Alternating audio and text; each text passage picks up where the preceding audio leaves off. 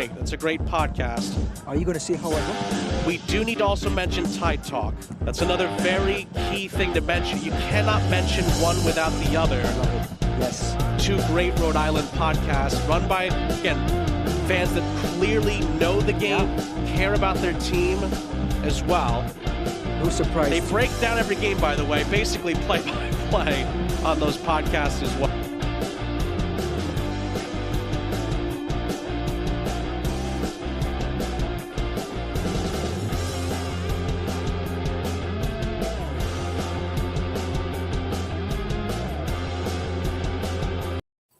I don't know if we'll ever be able to top that intro, Ryan. I think they did it for us. So big shout out to the ESPN broadcast crew. Sean St. Jacques coming in with the heat there and mentioned in Tide Talk. You were watching it live at home, so I'll start with you. Thoughts on that? What did Baby Healy think of that? He was snoozing through it. Like he's wanted to do at this point. But no, it was really weird. I was kind of doing the thing where I was like, checking Twitter, checking the stats on FOTMob, kind of messing around. And I was like, did that person just say Tide Talk? Like that couldn't have just happened. So I immediately rewound, and then I had to call my wife down. I was like, you have to hear this. This is unbelievable. So it was a very, very cool moment. And honestly, a big testament to all of you who listen, who, read the blog, who comment, who make fun of us in the chat. All of it is just really just part of this big community that we're all a part of, and I really appreciate it. Yeah, absolutely. I mean, I think we could probably hit end here, and that's it. That'll be the episode for tonight with a 0-0. But we'll do our normal shtick, our normal routine. Thank you for everyone who's joined us. If you haven't already, smash that like button. But welcome to Tide Talk, the Rhode Island FC podcast that's for the fans, by the fans. I'm your host, Matt, and whether you're a day one sicker or new to RIFC, you found your home. Every episode, we're breaking down the latest from Rhode Island FC, the matches, the moments, the players, and everything happening in and around the club. Before we dive in, make sure you're following Tide Talk across all of our social media platforms. We're on Instagram, X, Facebook, TikTok, and everywhere else you scroll. Stay locked in for updates, exclusive content, and all things Rhode Island FC. If you're joining us on YouTube, please say hi in the chat and share your thoughts. If you're listening on Spotify, Apple Podcasts, or wherever you get your podcasts, please take a second to like, subscribe, and leave us a review. It helps us grow and helps us bring you even better content each and every single week. All right, let's cozy up. Crack a beer. Whoa. And dive into this one. We're here to talk RIFC's 0-0 home USL Championship draw versus Detroit City. A result on paper that probably would have been kind of favorable, but I think with the way the performance turned out, I think most Rhode Island FC fans would have been wanting to walk away from this one with 3 points. But Ryan, how's your Sunday going? Happy Easter, buddy. Happy Easter. We're still in the incubation phase of having a baby, so we just haven't. I kind of forgot it was Easter, if I'm being honest with you, and it was really nice. I could go grocery shopping. There was no one there. Just all the errands. It was just it was as if there was a plague out there. So yeah, but shout out to all the Easter folks out there. I will say it was when I arrived to the lot, it was extremely windy for this one. So you were sheltered. So I like that for you. And Chris P says, shout out to Centauro Oil for the mini hand gloves, even smaller now once washed. But I want to thank everyone that's given me some kind of hand warmer at some point this season, whether it was Susan or Matt Jean with the actual hand warmers, or Rhode Island FC themselves with the Centauro gloves. They actually had the nice tech fingertips so you could be on your phone. Ooh. And although not fully, fat finger working on that one, but you could still kind of, communicate with people. As Han says, the gloves were decent, probably a 7 out of 10 Timmy Sclafani performance out of those. But a nice touch, and a nice touch to the early season. A really good crowd in the, I guess you would call it, the opening section of M7, where the Defiance sets up, where everyone sets up. Robin Front had an awesome setup as well. Tom Butt selling some awesome new merch. He's got some new shirts out there, so go check them out if you haven't already. And just really cool vibes in there. I know you can't really speak to that, Ryan, but excited to have you back there eventually. A really good tailgate performance. How did you prepare for this one, Ryan? I'm trying to remember. I think I got a quick diaper change in for myself, obviously. I think I went for a run. Like, I don't know. It was just like trying to get as much stuff done before. Oh, I did watch the Arsenal match was on, which was another big disappointment for my Saturday. So it was a real, real 1-2 punch there for me. So yeah, overall, just kind of coasted into it and was just really excited. I kind of forgot it was a 4:00 game until you guys started talking about going to the tailgate at like noon.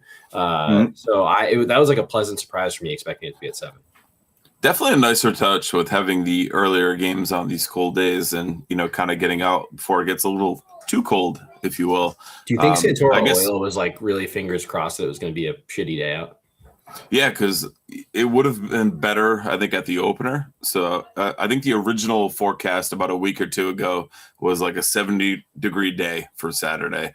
And, the gloves probably would have sucked for that. Yeah, and it is funny. Matt Jean brings up in the chat, like, if you are coming to a game, stop by Tailgate Island is N7 for all of your Defiance, Robin Front, Tide Talk merch needs. Like, luckily you sorted me out at the Hartford game I went to, like with all my Tide Talk stuff. But I there's so many like stops I need to make along the train of like people I've Venmo'd for different things, and I'm very excited to keep that up. I'll also add a lot of people picked up their lovely Dave for Rhode Island shirts that I'm wearing right now. We still have a few left. Mail orders are going out tomorrow. So if you did order one to be shipped, that'll be at the post office tomorrow at some point.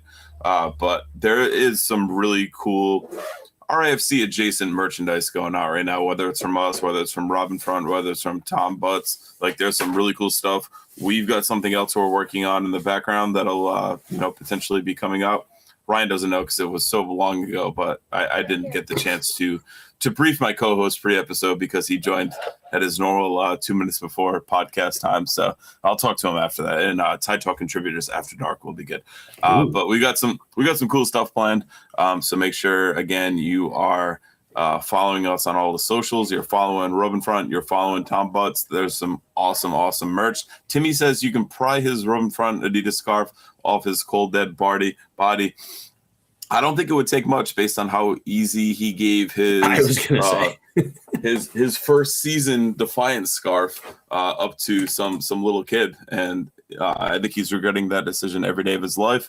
And you can probably see that in his face on Tailgate Talk on our Instagram if you haven't already. I tried to lead with Timmy to wish him a happy birthday, and kind of make him the focal point. And boy, oh boy, Ryan, did he fumble through that. Yeah, I mean, I have to definitely give him a Timmy Sclafani 4 out of 10. I mean, it was a tough performance from the birthday boy. But I do have to say, 4 is high for that one. I do have to say, though, so Matt's talking about Tailgate Talk. We talked at the beginning about following us on Instagram. Some new content that Matt is putting in a 10 out of 10 shift on ahead of games, which is Tailgate Talk and then Terrace Talk, which is like right around 116. If you see Matt in a lot with the camera running around asking people, like, jump on there. It's really fun. You give your score prediction, give your thoughts at halftime. Just really fun way to kind of engage and keep it going. Appreciate that, my man. I will say, try to get on before the kids, because the kids usually steal the show on that one. The Defiance Juniors are an absolute fun time to interview. They give great interviews. They know the game. They know the game really well, and they give some great insights. They make me reconsider everything every time they speak. I'll like have my like thoughts about the game, and then I'll hear like 3 of them in a row like say the exact same thing that all makes sense. And I'm like, shit.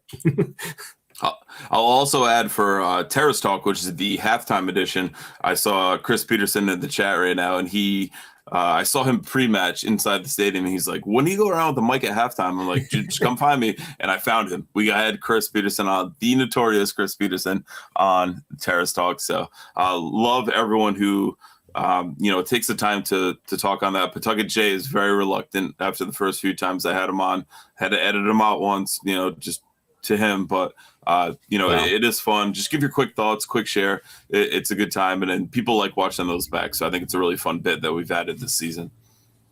Oh, yeah. All right. We ready to, kind of talk a little bit about this one? I don't know.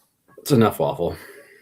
Yeah. So I will say, if Sean St. Jocks is watching this one, and he said, if there's anything we can do for you, Tide Talk, if you ever need any consolation on the lineup graphics on ESPN Plus or whatever it is, feel free to reach out to us. We're here to help you. They are notoriously somewhat out of shape, out of whack, and we will make that happen. and try to help you out the best we can. Timmy wants to know if he can be edited out. Absolutely not. Absolutely not. All right, so we'll start with the starting 11 on this one. Koke Vegas in net, Aldair Sanchez, Grant Stoneman in the midfield, Leo Alfonso, J.J. Williams, Pity Rodriguez, Clay Holstad, Frank Nodarse, Jojea Quazera, Karifi Yao, and Hamidi Jupp. Ryan, when you saw the starting 11, I think we kind of all thought maybe Grant would play midfield in this one. I guess that was the biggest question mark we had. Anything kind of leap out at you? Yeah. I mean, there were two main questions going into this one. I think one was, with Hugo Bacharach out and Amish Piero-Thompson and Zachary Haraval injured, like who was going to step into that midfield role next to Clay. We had some ideas like maybe Pity drops back and someone like a Noah takes in that kind of more attacking midfielder role. Maybe Grant Stoneman does do it. We have seen him step into that role in the past. Matt Hands had the crazy idea of Frank Nodarse playing there, which we definitely will talk about towards the end of this one. But it was Grant at the end of the day. And, looking at this lineup on paper, it completely made sense. The other thing to think about, though, was, we saw Kano deploy a bit of a different formation in the Open Cup match against Hartford, which worked out really well, obviously, with the 2-0 win against Hartford and a pretty solid performance. So was he going to stick to that? Was it going to be more of the kind of back three that we normally see? And I think he did some interesting stuff in this one to try to give us a boost, which we'll talk about if it worked or not. Yeah, I would have liked to have seen Pity a little bit deeper, as I'm sure you would have. And, based on his shot selection and shot execution, I'm sure you could probably agree to that. And we'll talk about that as we get going. But based on who was available, you had to figure it was either going to be Grant or Kevin Vang in the midfield. And we did see Grant.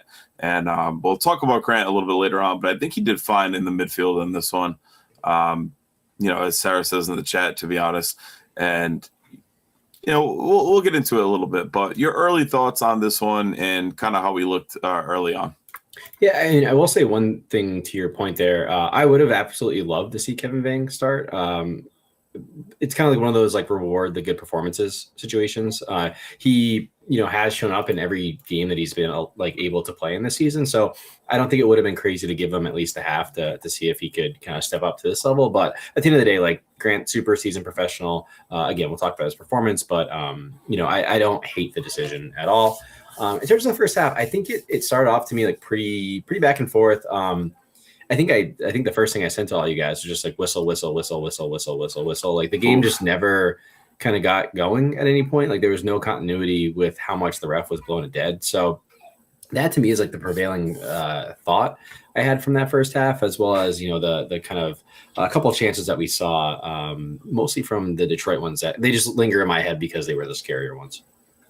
Yeah, but I think to use a Ryanism, if you will, I think field tilt was very much in our favor early on in this one. We had the ball at the attacking end a bit of the time. We saw Pity with a couple of different chances early on in this one. And, I said to you guys, it very much reminded me of a high school kid in gym class who just leans back and tries to absolutely rip a rocket. But, put your nose over toes, Pity, and put a shot on target. I love spillage. I'm going to say it every episode. But Pity, it's almost like he's trying to kick it out of the back of the stadium every time.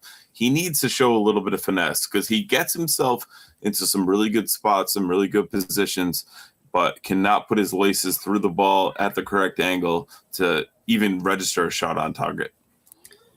I think it's Pity, I think we've been pretty high on the show over the past 4 weeks. He's shown a lot. The one thing I can say about him is he seems like a player who really wants to score goals and really wants to kind of turn these draws and losses. He wants to make his impact on this team. I think that's pretty clear with the kind of somewhat at times ambitious shots he's taking. Yeah, I'm not going to sit here and say all his shots have been like the right thing to do, but I think of anyone so far this season, he's been the most consistently dangerous player. So I don't totally agree on the fact that currently his accuracy is not dialed in, but I also wonder if it's going to be one of those, once he gets one, he might kind of start pouring him in a little bit because he is getting, I would say, more half chances than big chances, but he is trying to take shots. And at the end of the day, again, once he gets that nose over toes, which I was cracking up when Joe Burns said that on the Terrace Talk, I really think we could see a couple start to go in, and then maybe that also changes the way that teams play him, where then he can kind of start unlocking the more playmaker side of his role. So again, I think though, while it's been frustrating that his accuracy hasn't been what we'd hope, I think like he's the least of the issues right now because at least he's really going for it. So one issue, and I'm sure we're going to talk about it at length a little bit later because, folks, we have a full slide deck tonight. Thank you to Mr. Ryan Healy. I think JJ was a bit of an issue in the first half on this one. You saw a play very early in the first half where the ball was advanced to Leo, left of the box of the attacking box, and Leo he hit one really hard. Like, couldn't tell shot, cross, what his attempt was. I assume his intentions were more shot than cross. JJ was fucking bullshit. He was absolutely rip shit at that one. He was absolutely rip shit at a bunch of passes not being played to him. But I think a lot of it had to do with JJ's positioning in this one. And JJ blocked off Clay on a bunch of passes. He clogged the channel on a lot of things and was not kind of locating to that open space where you would hope a target man would go to be able to receive a pass. And I think he held up play a lot for this Rhode Island team in the first half. Yeah, I mean, on top of that too, he also got like a pretty early yellow, and he kept kind of like the ref kept having conversations with him, and I think I texted you guys. Well, I think the longest conversation was after he pressed the keeper, and I very similar to the Sporting Jacks challenge on the keeper. I don't think there was any contact in this one. I think it was very much a sell job by the Detroit City keeper. But Erdy being on a yellow, he got a long talking to after that one. Yeah, I mean, I honestly was really nervous he wasn't going to make it through this one. This is also very weird because he's currently staring at me from this picture we have up on my monitor. But like, yeah, I don't think it was his best game. I thought he played really well against Hartford, and you kind of hope that, with a striker that he would, carry that momentum and form through. But I think the thing that is hard about the team right now is like, we are trying to bed in a lot of new players, especially on the attacking end. And we know that that's actually like the harder place to kind of really get the final like 10% of gelling to happen. And then you also, like, as we mentioned in the lineup discussion, like we did play a bit of a different formation. We saw Leo, instead of being like a second striker with JJ, he was actually more out to the left wing with Quazera on the right wing, him returning from international duty. So, and then Frank playing right back versus, playing the back three. So, it was a bit of a different formation. Some new guys who are still trying to kind of get their feet together. But at the same time, it's like the one guy you'd really hope would understand his role and do his role really well on this one is JJ. He is the kind of the guy who's been playing the same specific role throughout his tenure here. And I just, again, to all the things that you said, I totally agree. Like, it was not his best performance. And also, again, like I was just terrified the entire time that he was about to get another red card. Yeah, it was a frustrating watch for sure. And FQB asked a really good question here in the chat. We need to start asking, is JJ a one-trick pony with hold-up play? Can he not find the net?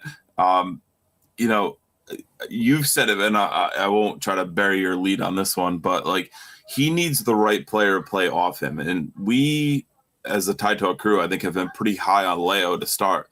But because of the things Leo does off the ball, I think Leo's passing is a bit suspect at times right now. But I think, needing that certain partner to be able to really play off JJ and what he does and what he brings to the team, I don't know if Leo's the best match for that. Yeah, I mean, JJ is interesting because if you look at his stats, like he's actually not always, but since he's been on Rhode Island FC, like he has underperformed his expected goals. And I think we see that a lot, like, especially last year when he was on free kick duty, like, quite frankly, like he barely even hit the net, like made the keeper make the save. So, which quite frankly, that him taking free kicks went on way too long last year for the performance we were seeing. So I think the times that we've seen him at his best is when he kind of it's a classic like big man, little man partnership. And him playing that with Leo, Leo's definitely more of a striker, more of like a wing forward than someone like a Noah, who I think is more of like a attacking midfielder striker, second striker. I would say Leo's more of that, like, complete number 9 that would go out there. He can like, get into channels and do really well with it versus JJ's that more target man. And I don't know if those two roles really coexist in this system. Yeah, and I'm going to be honest, like I I think what we saw in terms of like the lineup and formation, I think can definitely work. Moving forward, I think it might have just been an off day from JJ, and he also just seemed to be playing with the frustration, even with like the way he got his yellow cards, the way he kind of kept persistently fouling, and then also the frustration where you're seeing at his teammates. So something seemed to be a little off there. But yeah, again, not his best game. I'm not sitting here being like, do we have to reevaluate this? I would like to see them try this again because I liked the way that we set up. But like, again, these are kind of different profiles that are all going to need to gel. But also it does always go back to like, is Kano utilizing the profiles he has, not just the players, but like the profiles and types of people he has to his disposal. And, I'm not sure at this point. Do you think this is more of a partnerships and players playing together needing time type of thing, or is this more of a system type thing? Probably, I mean, a little bit of both. But right now, quite frankly, I'd put it a bit more on the players. Like, there were some passes yesterday that I just was dumbfounded by, and it didn't help that at halftime there was a clip going around of Yamin Lamal like stringing a 55-yard like bullet like to the striker. Sure. Obviously, that is like prodigy best player on planet Earth. But there was like one thing I vividly remember. I think it might have been the second half. I don't want to skip ahead, but like there was a Kozera to JJ pass that was like 5 yards maybe, and it just didn't work, like come off, and I was like gonna lose my mind. I was like guys, like you are all better than this, and I just don't know that like we're playing at a crispness that like we all like, not we all deserve, but like the players on the pitch deserve to be playing with each other. Yeah, I mean, I was very high on Clay's performance yesterday, and there was a play, particularly in the first half, where he played a ball. Can't remember if it was Leo or Pity, but it was going to the attacking left, and it was going towards the Riverside stand, and he overcooked that pass about 10 to 15 yards too heavy and brought him all the way to the touchline instead of, kind of slotting him in on the box and on the attack. And I think we saw that a lot, and predominantly from Clay, who I think was masterful in this one. Definitely, I think, worthy of the Defiance 1636 man of the match. Matt Hans would disagree with me on this one. But we saw that pass time and time again where we had a player pick up the ball in or around midfield and just overcook that pass to the winger and send it way too far out wide instead of getting it a little closer to the box. Yeah, and I think like it's hard because the way we play, like and I think this was an issue last year too, of like we really kind of need especially like once we approach the attacking third, like there needs to be like 5 things, which is where like the system's a little tough, because it seems like there needs to be like 5 things that happen correctly in a row for us to be able to get like even a good chance or a half chance to score. So I think when you start to see these like kind of more standard normal passes just being like misplaced everywhere, like it is very difficult. It makes it very much harder for us because it's not like we have some backup plan that seems to be working as well. That's a little bit more direct, a little bit less intricate. So to your point, I mean, in Clay, I give more leeway to yesterday because he was kind of, again, we'll talk a bit about Grant's performance, but like Grant was kind of just playing a central defender in midfield for like he's playing within himself, which is quite frankly exactly what you want for someone who's like doing a job out there. Like he's stepping up for his teammates and doing something for them, whereas Clay was like the legs of the midfield, Sure. Which the balance I actually think worked out pretty well throughout the day. But Clay was himself up here, there, everywhere, and I think you can forgive him a bit when he's a little more kind of gas making that pass, whereas like there were some passes like between people who, again, like a 5-yard pass that just were not coming off, which then makes everything more complicated after it.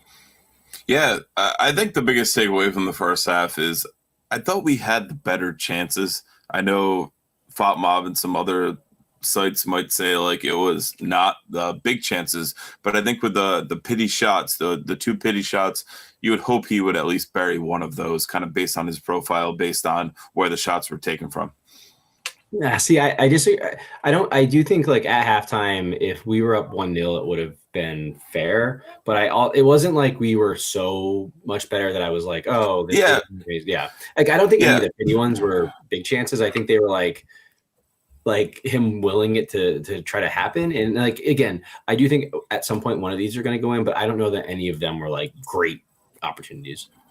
I'll give you that. And like I was saying, not saying like by any stretch of the means, like Pitti was a world beater in that half. But I do think that you would have hoped he would have put at least one of those shots in, if not in, on target. And we did not see that, unfortunately.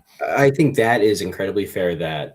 One thing that was frustrating me, we're going to talk more about this, and we talked about it again, I think it was 2 episodes ago now, after the Miami game. It's like, it was awesome that the announcers brought up Ty Talk and everything, but they kept talking about how many shots we take and how awesome it is. And I don't know that I agree at this point, because I think we're averaging like almost 17 shots a game, but like we're going to literally talk, there's slides about this, but like, it's just taking them from the parking lot. Like, it's not a good opportunity, and it like doesn't help anything, especially because we're not, to your point, not putting them on target. Like, if we were making the keeper make saves, even if they're like not like super hard saves, it's still making the keeper work. Like, we're just not making the keeper work. And quite frankly, it's a big let off. Yeah. And it's a big let off for the defense. They get to kind of take a deep breath and they get to restart from a goal kick versus, putting it at least in the area where like anything can kind of happen. A corner could come. The keeper at least has to make a play. The defense has to at least be on edge, and it kind of raises their stress level a little bit versus these shots that we let them off from the parking lot. Pawtucket J says, I think we look better when I watch the highlights than I initially thought being there. That's why they call them highlights, my friend. After, years of coaching and teaching high school students and seeing them try to get themselves playing time or recruited by a college team, there are many highlights that do not depict the full story. So I will say that.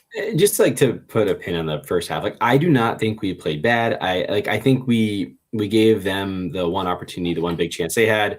I think that was a pretty big breakdown on our end. But like, other than that, I think we were by far the better team.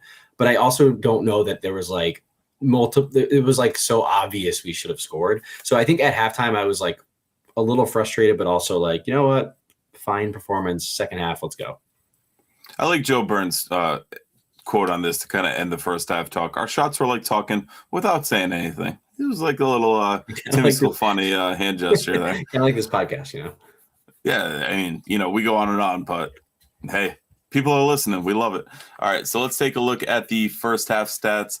RIFC outpossessed Detroit 54 to 46%. We outshot them 8-1, but they had the lone shot on target and the lone big chance. 82% passing accuracy for RIFC to 80% for Detroit. 11 fouls to 6, 2 corners to 1. So I think we kind of said all we had to say on our first half performance. But as we get rolling, Ryan, anything you have, early on to start us off in the second half? Nothing that I can easily remember. I'll be honest, I didn't do a rewatch, so I'm a little fuzzy. I think this is when I got really caught up in the changing diapers. Not changing diapers, but Tide Talk being mentioned on the broadcast kind of overtook me for 10 minutes there. So I think that was the big highlight of the second half for me. But again, I think it was more of the same starting the half. It was I think we were the more dominant side. Quite frankly, throughout the second half, I think if anyone was going to score, it was definitely going to be us until probably the 80th minute, which we definitely will talk about. But there wasn't anything of serious note for me right away.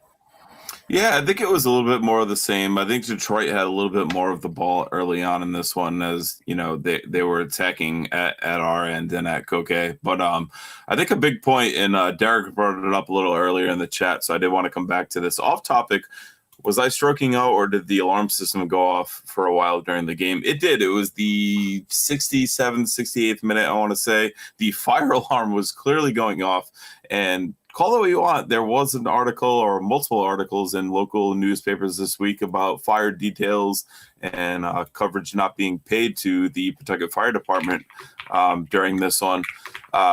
Whether that's hook or crook, I don't know. Whether that's coincidence, I don't know. I will say my wife took my son Zach to grab a pretzel before all of this was going on. They were actually away from 116, 117 where we sit.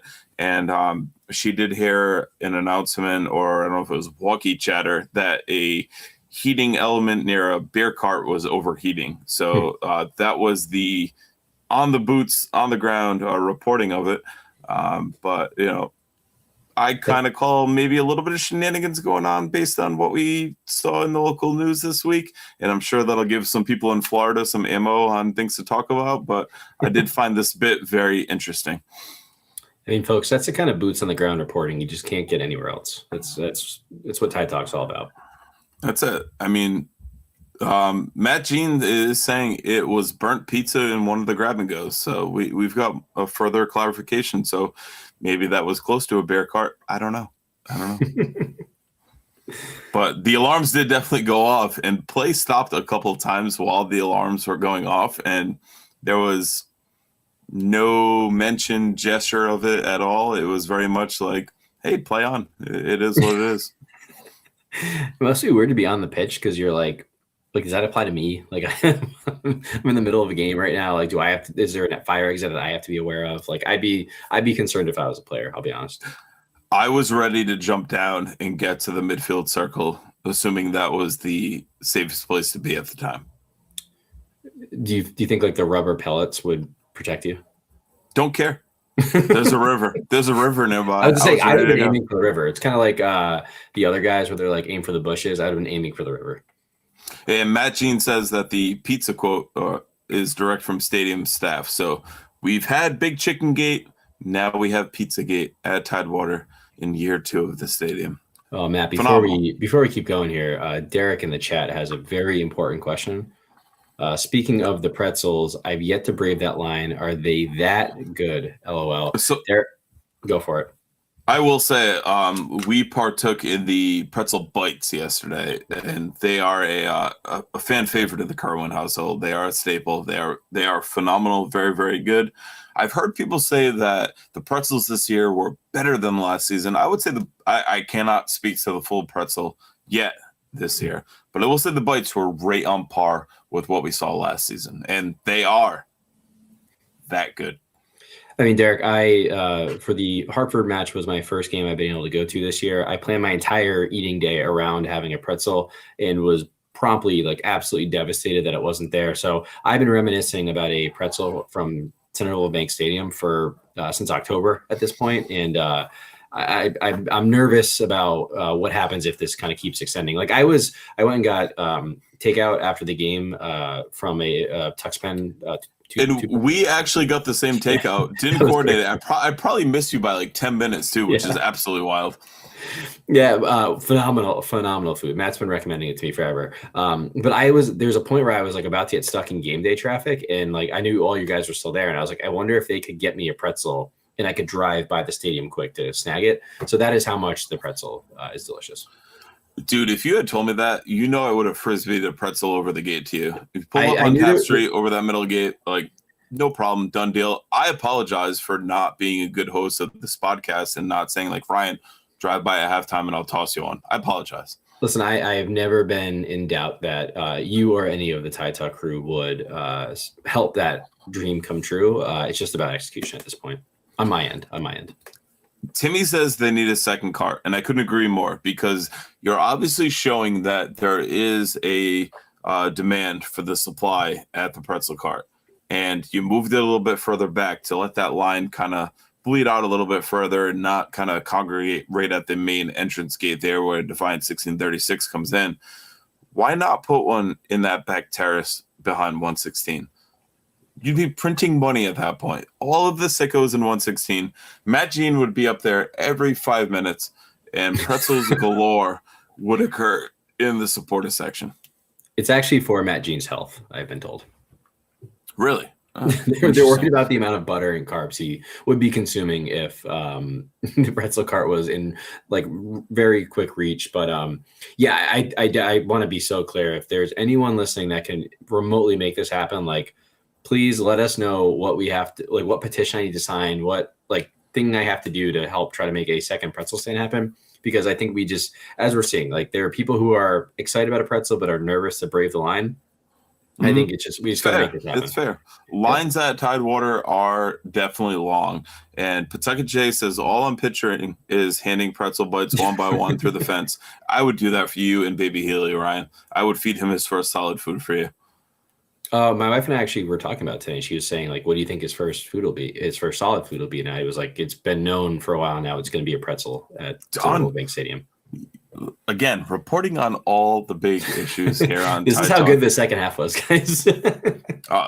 So we did see a pretty solid Detroit chance that was very much, I think, defense slip, kind of switching off a little bit. Matt Hands will hate me for this, but Frank was the main culprit in this one. Koke made a hell of a save. It's all over RIFC social, so you can check it out on there. We went very clipless for this one to, kind of break down stuff a little bit deeper. But anything else you got on the second half before we look at the stats, Ryan?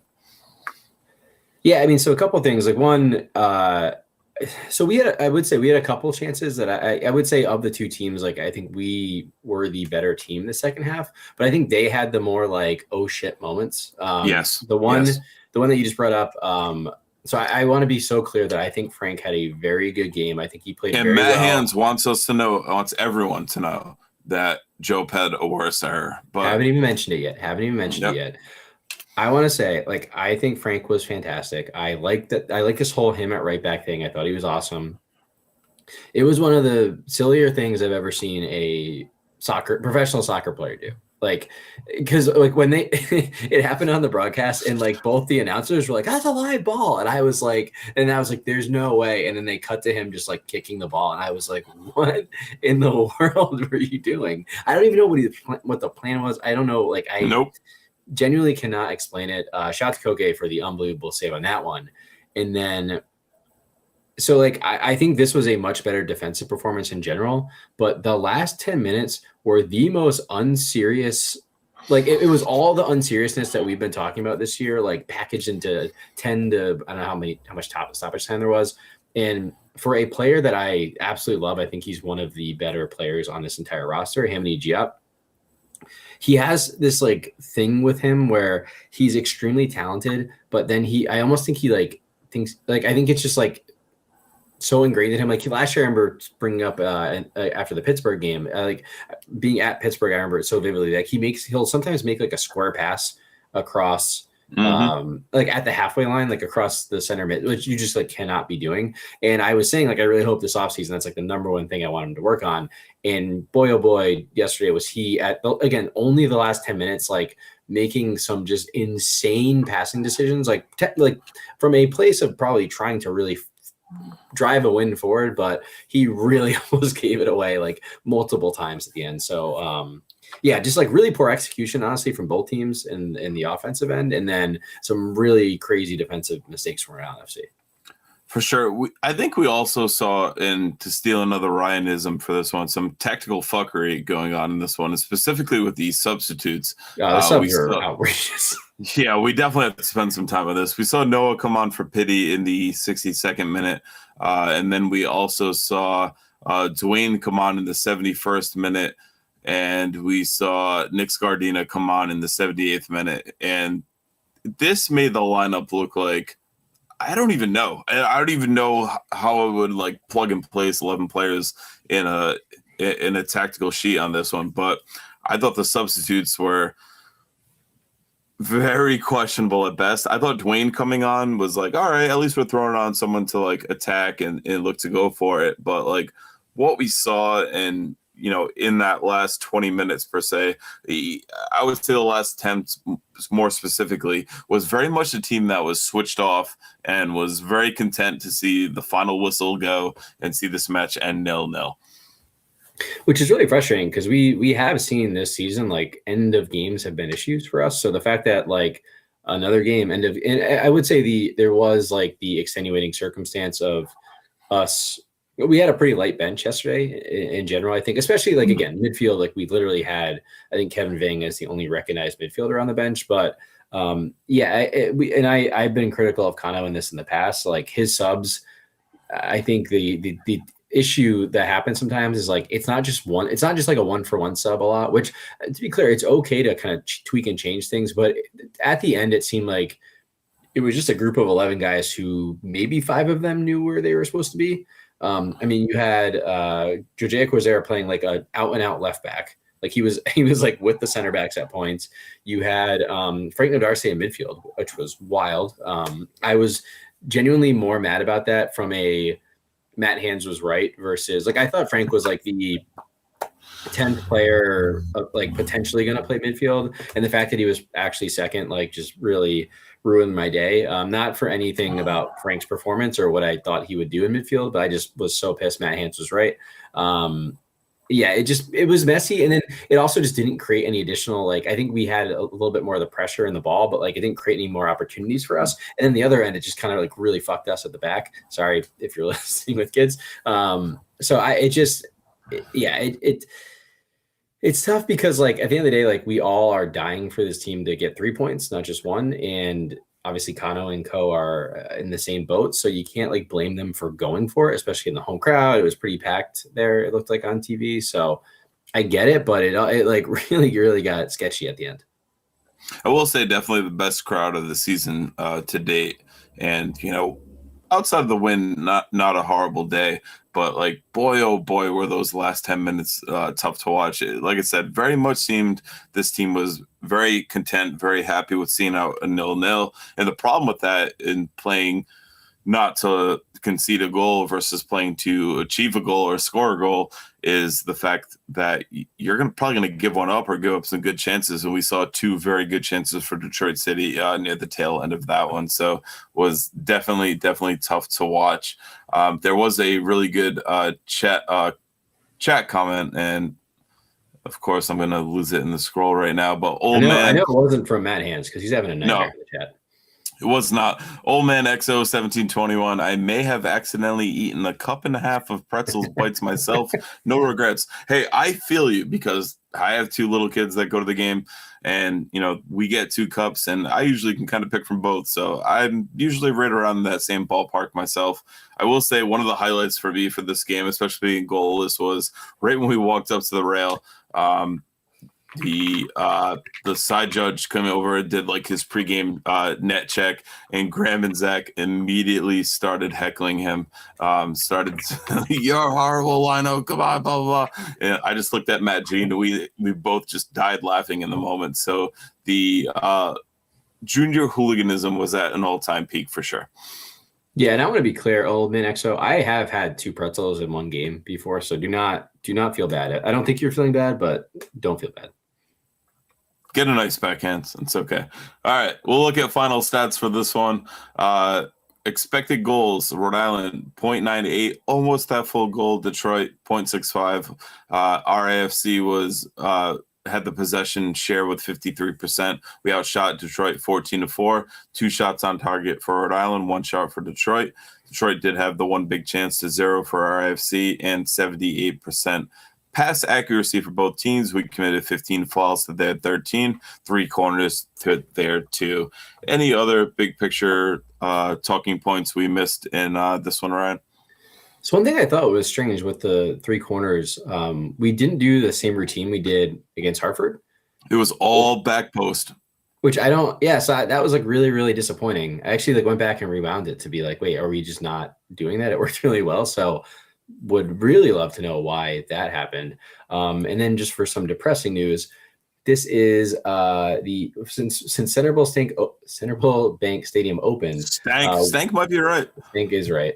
We have had less than 1 expected goal for 41% of the time, 7 out of 17 games, and we have been shut out on 8 of 17 games. 47% there. So tough. I don't think this was like our worst performance ever, but at the end of the day, like, lovely that we had 14 shots. We only had 2 of them on target, and I don't think I know that there's a couple chances. I think the Jojea miss, I don't remember when it was, where he kind of took an extra touch in the box. That was a bad miss to me, but again, like this says 0 big chances. I think maybe you could argue 1 maybe, and at the end of the day, it's just not enough to give yourself a really good path to pick up points and pick up goals. Matt Hands brings up a very good point in the chat. It's not Frank related, so we will talk about it, Tide Talk listeners. Big chicken gut to Kano. More fans equals worse corners. So we've talked about this. The only time we've gotten Chick-fil-A was on corner kicks on sparsely attended games. Maybe the highest attended RAFC game of the season so far. and we go to a totally different corner kick tactic, which we saw most of last season, even with a 6'7" Mabika in there, that did not work, that did not generate any chicken for the populace.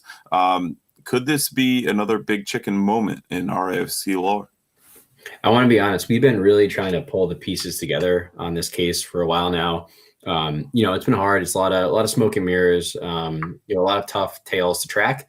This is the most alarming and most clear evidence I've seen so far. The fact that we found something that worked against a fellow USL Championship side that is literally a similar routine to what the best teams at set pieces in Europe are using. And of course, Ryan wants to follow the keeper. No big deal. Listen, it works. It works, and you guys all got you had 2 chicken sandwiches to your dismay. A lot of people had some chicken sandwiches. I'm sure I don't know if I could chalk mine up to a free chicken sandwich or a free chicken colon cleanse, but that's neither here nor there. I hear the same ailments ailed others as well. Well, I mean, they're all from the Tide Talk crew, so we want to stop talking about big chicken. But I'm just saying that might be all I talk to. I don't know. This is the most damning evidence so far, because changing up a tactic that clearly worked and it has like evidence that it works elsewhere. I have absolutely no idea why it like really bothered me, so I had to make sure I brought that up. Do you want to go to Matt Jean's question in the chat? I think it's a very good one. Is this the game we will look back to that cost us, like that indie game that, and I'm going to call it out and call a spade, that Kano threw in year 1? Yeah, you are so mad about that. So far this season, the one that bothers me the most is Jacksonville. That was by far the bigger miss. Like, we were by far the better team that day. That game, I think we had like 2.5 expected goals that game. Like, we were, again, and for new listeners, expected goals is like statistically from like the shot location, where the keeper was and stuff like that. Like, what was the likelihood it'd be a goal? We were by far the better team that day and had a really stupid defensive mistake that let them get the tying goal. So I think of the drop points so far, Jacksonville is definitely going to be one. But at the end of the day, like, we'll get to this in a second. Like, we need to be better both like early in the season from now on, but we also just have to be better at home throughout the rest of the season. We were so awful at home. And again, like I just mentioned, 41% of our games at Centerville Bank Stadium in the league, we haven't even generated 1 expected goal. And we've been shut out 8 of the 17 times. So like, it just isn't good enough at home, because like, if you can't win your home games, like people talk about us being road warriors, like our road record, we were like maybe 8th in the league last season. Like it was very much like a myth of year 1, mostly from the playoffs. So like, at the end of the day, this team just needs to be better. And they need to be creating more opportunities and just not like giving up so many at the end there. Like, Detroit might have been like almost 0 expected goals if we weren't just absolutely throwing it away at the end. So there's just a lot for this team. This team has enough talent to be better than this. And, I think we are better than this Detroit team. Obviously, time will tell when we play them again. But, this is not the one that bothers me the most so far.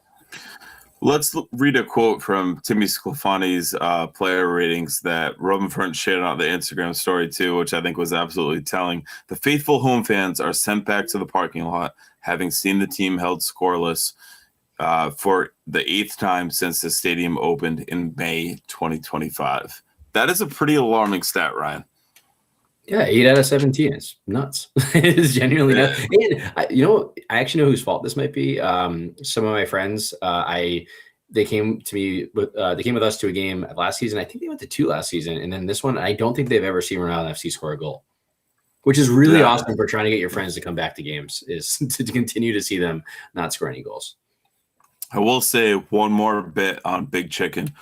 Matt Jean absolutely nailed this in the chat. Watch us score 7 corner kick goals against the Revs, since we are the away team, and there will be no chicken. But,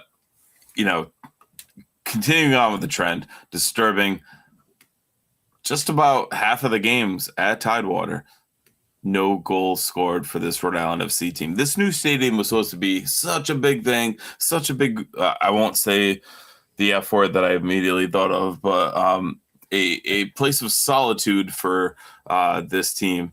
And we have not seen any of that at all. Like, this should be the place where we're scoring goals for fun, bagging teams, and able to move on to the next one. And I think we need more Andrew Gomes, more Sage at Tidewater to fully straighten this one out. I mean, we did mention a few episodes ago that we have an idea with Andrew Gomes, and I think we've actually found a more we might really call in some heavy hitters here. So stay tuned.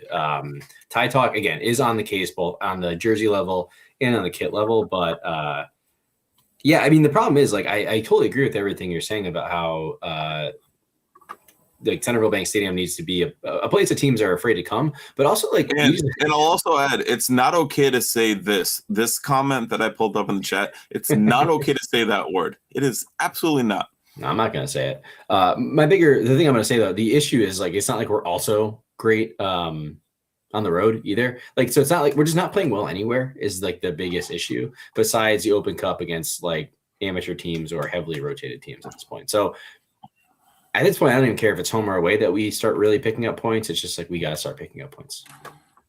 At some way, by hook, by crook, whatever it is, we need to start picking up points.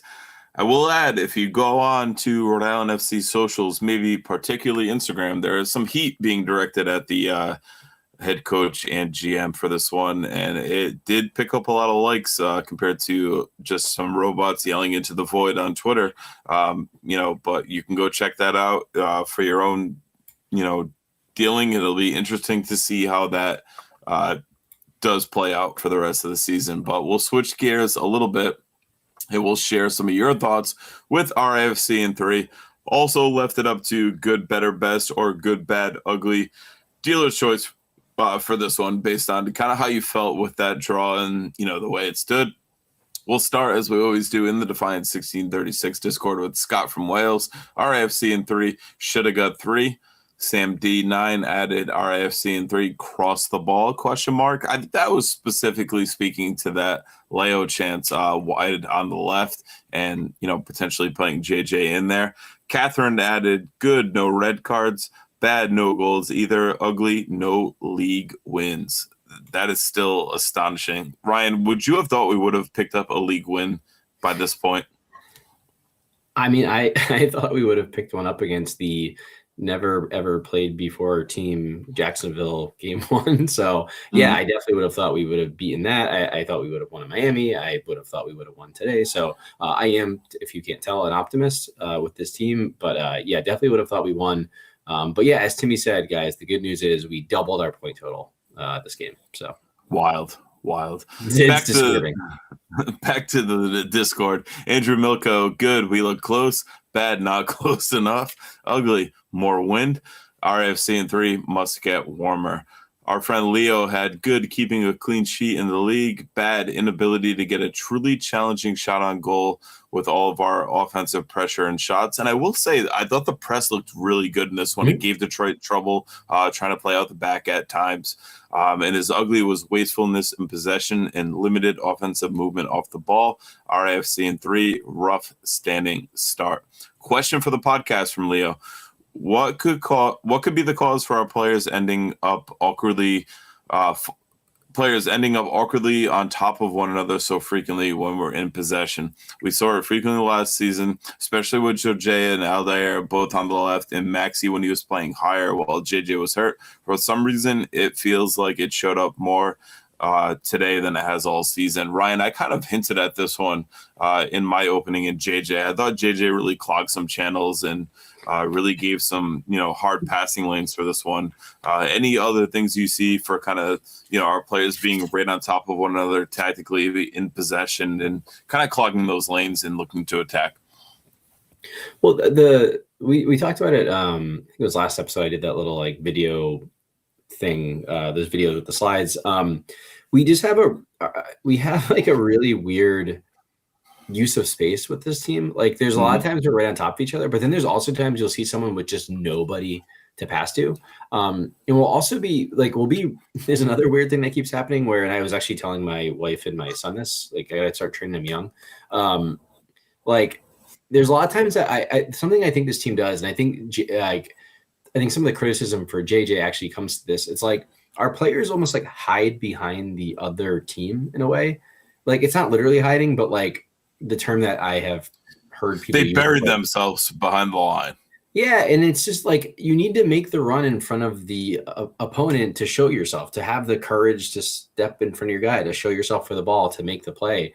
And there's just so many times where like one of our players will have the ball, and then there'll be just a lot of the other team around them with some other RSC players behind them, and it's just like the player cannot get the ball to like through the opposition if you're standing behind them. So there just needs to be a little bit of like courage or inventiveness, because another way to manipulate space is to actually pull your man away. But like if you're just standing there, no one's marking you, but you're also not open, like you're not helping.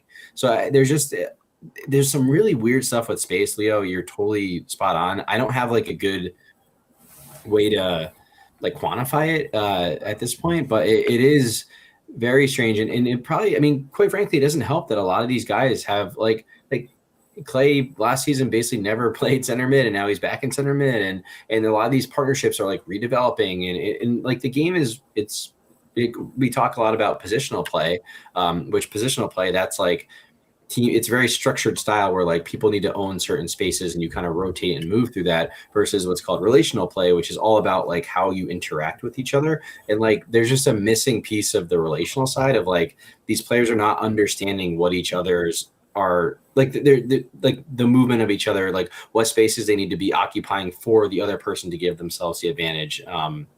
So it's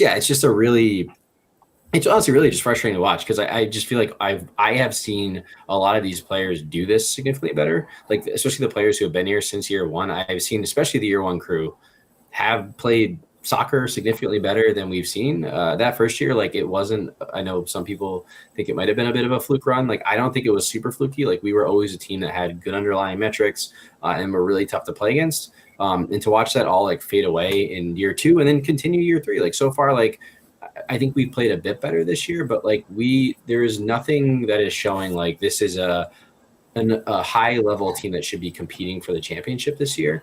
Like obviously a lot of season left. I'm absolutely not throwing the baby out with the bathwater here, but like there is nothing that is saying that this is going to be a good team. Pawtucket J says in the chat, off-ball positioning is a huge problem, and I'm going to answer Leo's question with this. I think a big portion of this is JJ. I think JJ is a big reason for this. I mentioned it earlier. I talked about him blocking off channels and always wanted the ball and then kind of like half-assing runs to do it. And Ryan, I'm one of the bigger JJ fans, bigger JJ supporters that is out there. But I think that JJ is getting to a point where this is year 3 with this club.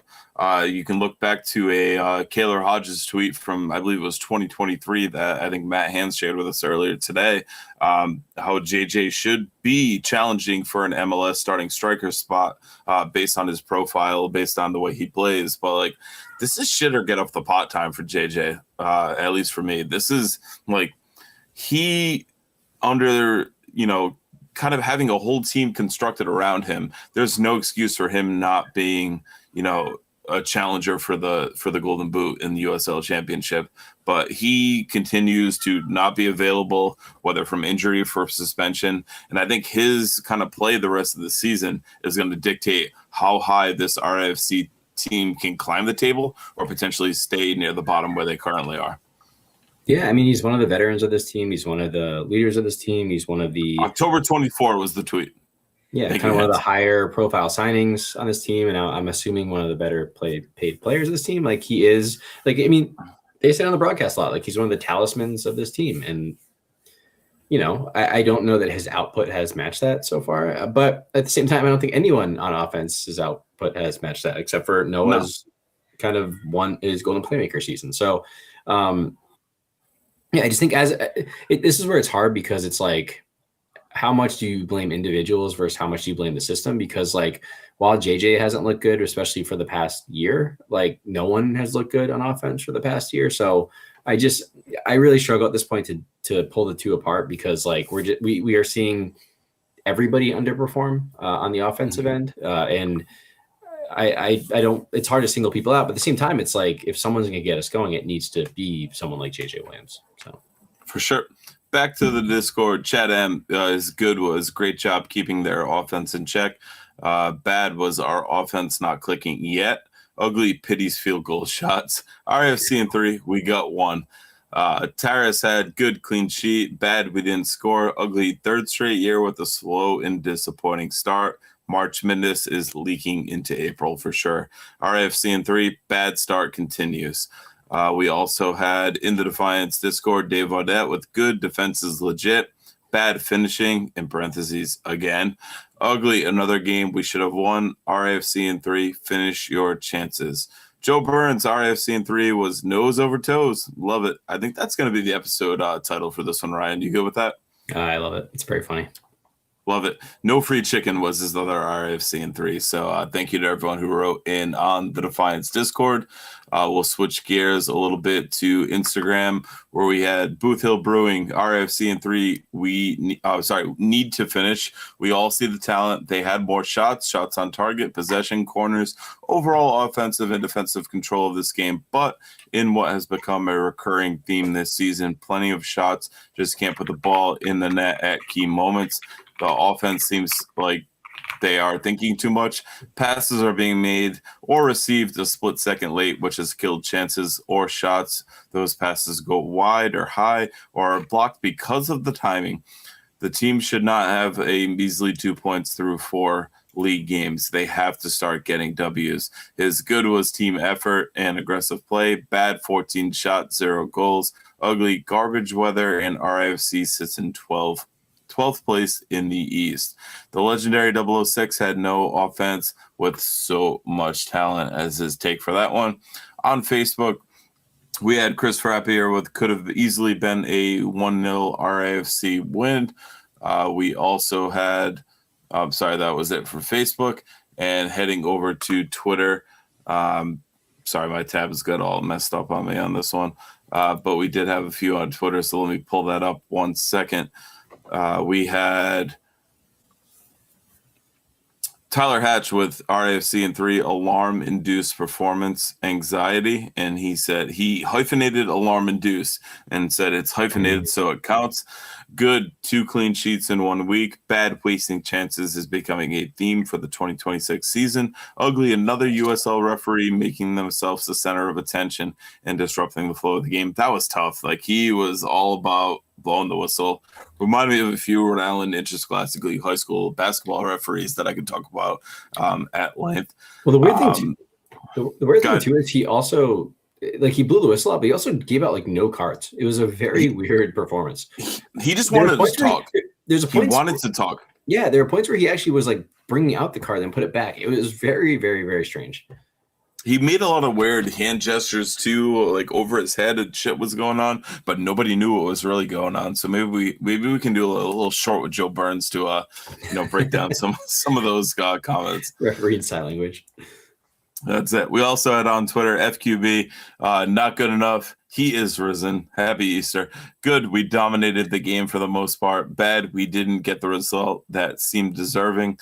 Ugly, we don't know how to aim for the rectangular thing with the net. So thank you to everyone who wrote in on all of our socials. We really appreciate it. Again, if you want to have your thoughts shared, make sure you write in on any of our socials. Look for that post-match post, and you can share your thoughts on what's going on. But anything else from this, Ryan? No. No. Matt Hands really liked the referee enforcing the location of the throw-ins, which was wild because it was like it had to be taken from a foot where it went out, but then they could go up a bunch of, like, I don't know, hair nerd there. All right, you ready for the deep dive, my friend? Let's do it. Alrighty, folks, we are back with In Focus here. So we're going to start off with a positive In Focus. So we talked about how there's a big decision that Connor needed to make with the big shout out. That is Tide Talk listener Don Lindbergh in the background. You can check him out. You can see him in the midst of the blur. Yeah, which is very funny. I could not find a more recent picture of Grant, unfortunately. But just want to give him a shout out. So it's tough when you are kind of forced into a position you don't really play often. Do I think he lit it up like prime Iniesta out there in the midfield? Like, no. But 7.0 on FOTMob, 78 minutes played. He had an 83% passing accuracy. He took 2 shots, 4 defensive contributions, 6 passes into the final third, 57% ground duels won. So just really need to just give him a shout out. I bet you he is kind of being hailed as a bit of a hero in the locker room. He obviously gave it his all. He came off injured at the end of it. So just wanted to give him a shout out because that is, a leadership performance to go in there and kind of really ball out in there. I will say, watching Grant walk off, he looked extremely hobbled. He looked like an old man that just ran the Boston Marathon for the first time, for sure, in this one. And I actually asked him post-game, I was like, so what do you think about playing midfield versus on the back line? He goes, very much a different perspective, very, very much a different beast. So Grant was definitely, winded, gas. He gave it his all in this one. Not used to what he would normally go out and put as a backline contributor, but like you said, gave it his all and stepped in a time where discipline led us to need him in that role and injury availability. Yeah, shout out to Grant. What a shift from him. And then Matt Hands obviously forced me to put this next slide in there. We do have to acknowledge that Frank Nodarce did end up playing 10 minutes in this one in midfield. And for his performance, it was really what the hell is a polar bear doing in Arlington, Texas, the meme here for all the people who are too online. Want to be clear, I genuinely thought Frank had a very good game here. You could argue that he was man of the match. Again, I had a massive issue with his kind of brain fart on the free kick, but I thought that right kind of back position that he played for the majority of the game looked really, really good. And I would love to see him play that again because I thought he was really involved both on the offensive end and the defensive end. So shout out to Frank. But that 10 minutes in midfield was very fun. I will say I went to war with Matt Hands in our group chat about Frank being potentially man of the match. And he started probably in the first half on that trumpet, like banging that drum of Frank needs to be man of the match. And I just thought Clay's performance was through the roof. It was what we wanted Clay in midfield last year, but had to be relegated to seeing him play at right back. And I just thought Clay was the person who pulled the strings in the midfield and helped create any kind of chance we had. He did have some very frustrating moments where the ball was played, like I mentioned earlier, too overcooked, too out wide to some of the attacking players. But I think Clay was immense in the midfield. I don't think, per that conversation, Frank was bad by any stretch of the means. But I think that Clay was by far the overstepper in that one. And I think he had a great performance. And like you mentioned, when Clay came into the midfield, fucking polar bear in Arlington, Texas. Yeah, I mean, I think the Clay side of it is interesting. Like, the more that we kind of see him back in midfield, I think Clay is very much like an exclamation point player. And I think he works really well with someone who can kind of he's the one who's going to provide the legs and provide like kind of the impact in midfield. And I think he kind of needs someone who can be a little bit more of the kind of technical side of it in a way, in the progressor. And I think that's why like partnering him with a Maxi, with a Marky Barra, with a Zachary Harabow, I think has worked really well. So will be exciting to see what happens. And Amos as well. I do think him and Amos are a little bit more similar. Need to see a bit more Amos. Obviously they both were playing right wing back for the majority of last season. So we'd love to see a healthy Amos back in midfield. But overall, I think actually the partnership between him and Grant worked well because he was the legs in the midfield and Grant was kind of just giving him the cover a bit. So more to come here. But shout out to Frank's 10 minutes in midfield. We will never forget it. For sure. Long may he reign. All right. So March Madness transitions to spring sadness here. So well done. Well done, not bad. co-host. Guys, unfortunately, the sad I guess part goes, bad done. Yeah, bad done. It does go until May, so I really hope I can stop making this slide. But as you'll see, we now factoring in all of the Aprils in the past, and again, this is just league play. We are averaging 0.81 points per game in March and April, and as you will see in 2026, we do have a trip to Lexington and hosting Charleston. I think I have that right, coming up. So 2 tough matches. Charleston just beat Louisville, and Lexington has given Louisville some tougher games, even though the Louisville admin on Twitter likes to dunk on them because they are their rivals. But as you'll see, we've won 2 games ever in March and April. Both were in April. But hopefully the 2026 team can double that in the next 2 matches. Just move on. Nothing. I don't want to make the slide anymore. All right. So this is kind of where the meat and potatoes of the slides tonight. So there's a few that kind of follow this story here. So as the title says here, more shot talk. I'm really sorry. So this is from USL Stat on Blue Sky. They do a really, really good job pulling together a ton of data for all these USL Championship games. Definitely go check them out. But they have this really great graphic as part of the many slides that they put up after each game. And what this does, so this is kind of a riff on what I talked about, where we're taking a lot of shots, but we're not taking they're not quality. They're not like good chances. And they actually have a lot of good extra data here that allowed me to kind of add some context here. So Matt, if you actually could remove the comments so I can read. So yeah, so if you look at all of RIFC's shots so far this season, only 6 out of 67 of them have been categorized as above average, and 40 out of 67 so far have been categorized as poor shots. That's obviously very, very tough. And I think it really shows the kind of lack, and again, as we said last episode, the episode before, of just big chances being created. Hold on, Robin. Hasn't Kano been saying that we've been leading the league in all these big, important metrics? I want to be really honest. That bothered the hell out of me when he said that on I think it was NBC 10, because we are not leading the league in any metrics that I can see. So Kano, if you want to send me a DM of what those metrics were, I'd love to dig into them. But there is not a single metric that we are leading the league in, quite frankly, that we're even near the top in. So I was very concerned that he brought that up on a show in front of a lot of impressionable people who don't know a lot about what's going on. Yeah, my co-host threw a grenade on Twitter before I walked into my first ever post-game press conference. So thank you for that, buddy.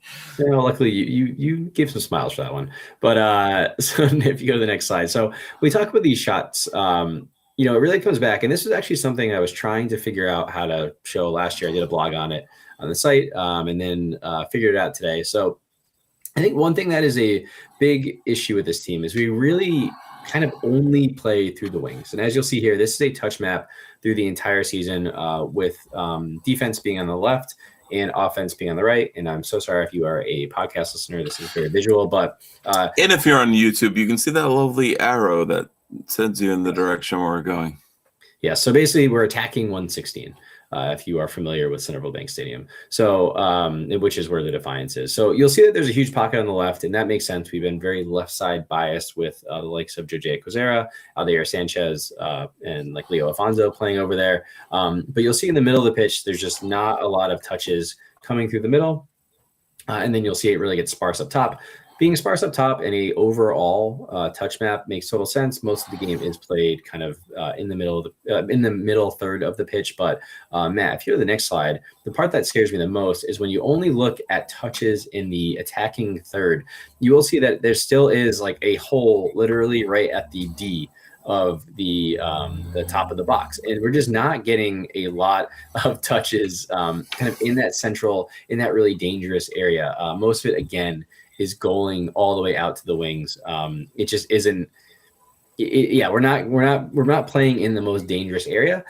So to be clear, there is one very good reason why teams will prefer the wing, and that is because if you do get dispossessed on the wing, it is much safer in terms of being able to recover. But this team does, I think, need to take a little bit more danger, to create a little bit more danger for the other team while also accepting a little bit more of themselves. I think the balance has gotten a little bit out of risk reward over the past 2 seasons. I think we've been very risk averse, which has been not leading to many rewards. So again, this won't be surprising here, but when we look at how the team through the first 4 games are kind of getting to the final third here, you'll see that most of these passes, and this is almost funny to look at, are going they're going sideways.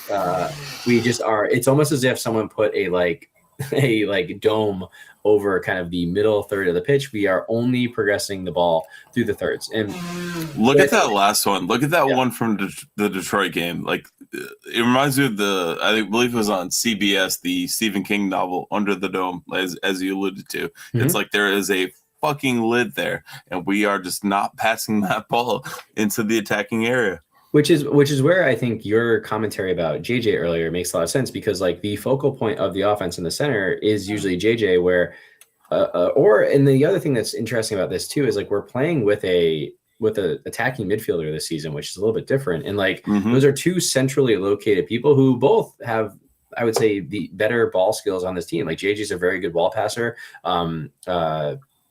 Pity is very kind of technical, and it's kind of disappointing that we're not even attempting to progress, especially with the spine of this team also including Clay Holstad and Hugo Bacharach usually, or Zachary Haraval, who was playing earlier in the season. So there's plenty of talent through the spine of the pitch and through the middle. It's just like we are not utilizing it at all.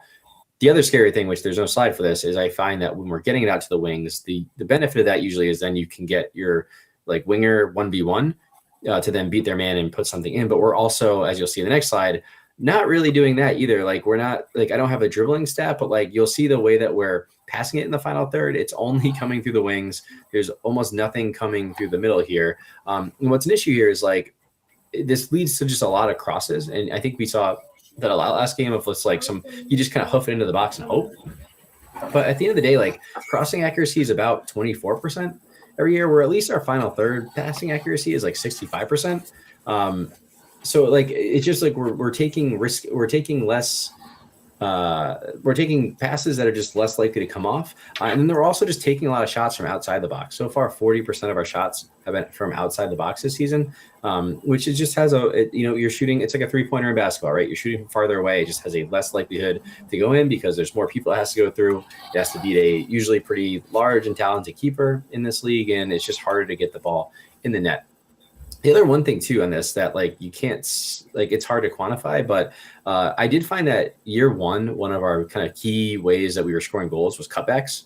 I actually think I talked about it a lot on this season. We just don't do that anymore. Like our wingers would go to the byline and then they would try to cross it back into the danger area right in front of the net. And the Turnbull days. Yeah, the Turnbull days, and we just don't do that anymore. So it just seems like we're very comfortable playing on the wing where it's kind of safe and chill, and then we're happy hooking across into usually no one. I think I mentioned it in one of the games where like we just kept sending crosses to Busy, and for those of you who don't know, Busy is like 5'4", and it was just a very weird exercise of like there seems to be no coherent strategy going on here.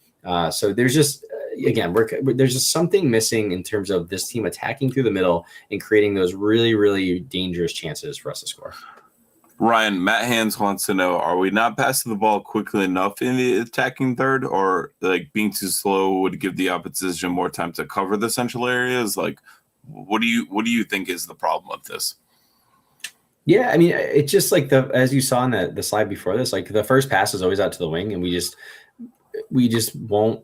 And then we kind of pull our team over to the wing to try to get those kind of overloads and 1-2s. But yeah, I think there is just there's a lack of one-touch passing. There's also just a lack of bodies in the middle. Like I think we saw in the last episode where I did that kind of very quick video analysis, like there was a lot of times like, yeah, someone would have the ball towards the middle, but there was not a single person to pass to. It was, again, people kind of hiding behind their defenders. So, there's a reason why the other team lets you have the ball out on the wing, and we need to create the danger for them to be concerned about the middle more than just being like, yep, here, have it out there. We know you're not going to do anything with it. Yeah, I'm with you. I don't think it's a lack of, passing the ball quickly enough. I think it's a lack of options in the middle, or a lack of, actually attempting to make that pass. I think that's another big part of it. Yeah. So at the end of the day, like, I think this is the last slide. Like, the defense looked a little bit better this game again, besides those last 10 minutes where like, and again, I always gave them the benefit of the doubt this season because they were so good last year, but this offense, like this is an issue that we saw literally throughout 2024. Nope, 2025. 2024 was good. 2025, we saw a team that just literally not a single point in the season did they have a consistent run of like looking like a dangerous attacking team. And then now with a full off season and, a month into the season, we just really haven't seen a coherent offense again. So we are now over a year into having no solutions to this problem. And that's terrifying. It's really terrifying because we see the same players We see the same tactics being deployed. We did see, some turnaround with going from a back 5 to a back 4. And, you would kind of hope that would help things. But, like, seeing this on a repeat, and, like I said earlier, I am a big JJ fan. But I think JJ is a big problem in why we are locating and looking at these graphs that you're putting up right now. Yeah, I mean, I struggle with individuals versus the entire kind of scheme because with them we unfortunately have had enough sample size without JJ to know it also doesn't work without him. So again, but at the same time, you want him to be one of the leaders that fixes this problem. So do I have a solution to this? No, but I hope that Coach Kano and staff do. One of them would be doing the good corner kick routine. That would help. Ryan, John Cilio wants to know in the chat, why are the players domesticating at the start of the second half, having 1/4 of the stadium full? The players look stupid.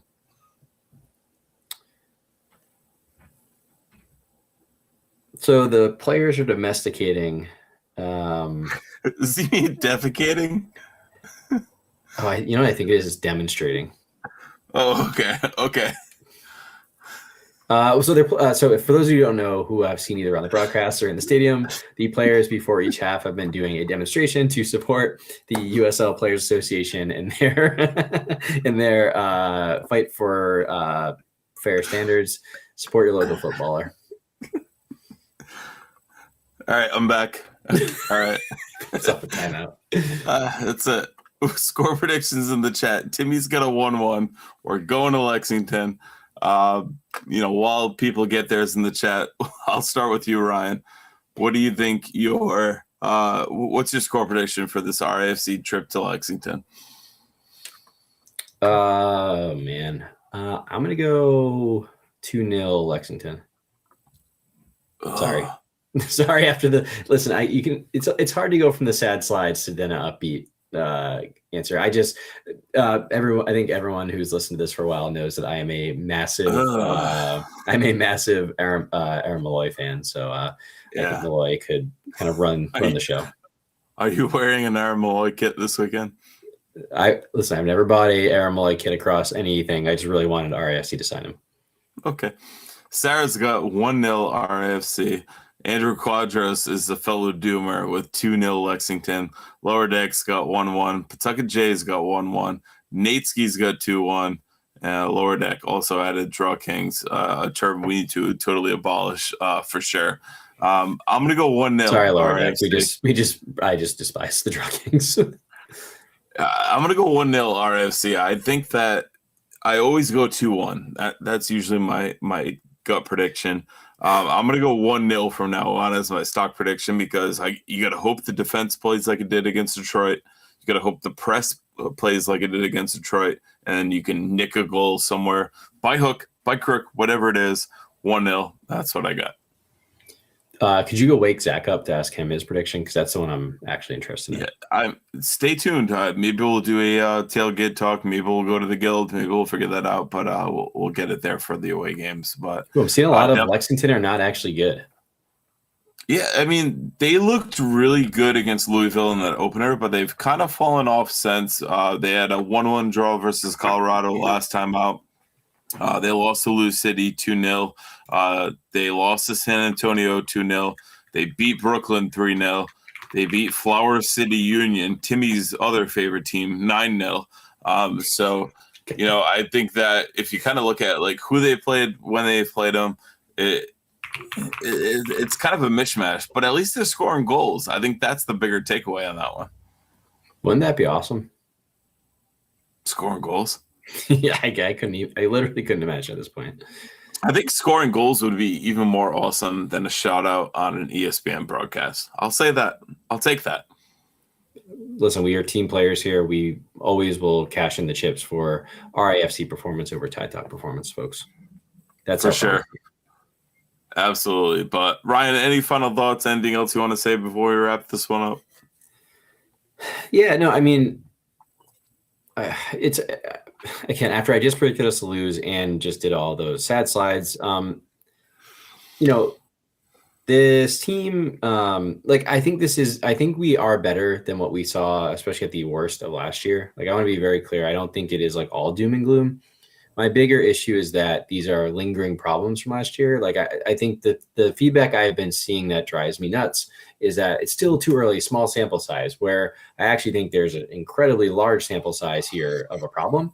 The thing is, like, I think we have brought in some really good talent that should be able to help us figure it out. But at the end of the day, like, we were reprimanded for perspective and performance first results last year, but like, we're not really seeing great performances and the results are very bad. And like, you can only go so long with the results not being a thing, because like, at the end of the day, like, it's a results business and we need to start picking up points. Like, we cannot have another April through May where we would have probably been better off just like resting everybody and not showing up, so that we just had a less injured squad to go through the summer. So I just, again, points are at a premium in this league and we need to start picking them up. I think a big part of that, and I'll also say Matt Jean added 2-0 RFC. We get revenge for Jackson Lee. But I do think a big part of that is starting to speak to the system and kind of who pulls the plugs at those systems. And things have been said, and probably will continue to be said until this team goes on a roll. I think RIFC fans want to see a product that goes out there and attacks and score goals and doesn't wait till the end of the season to do so. So I think that is a big part of what's going on with this RIFC team.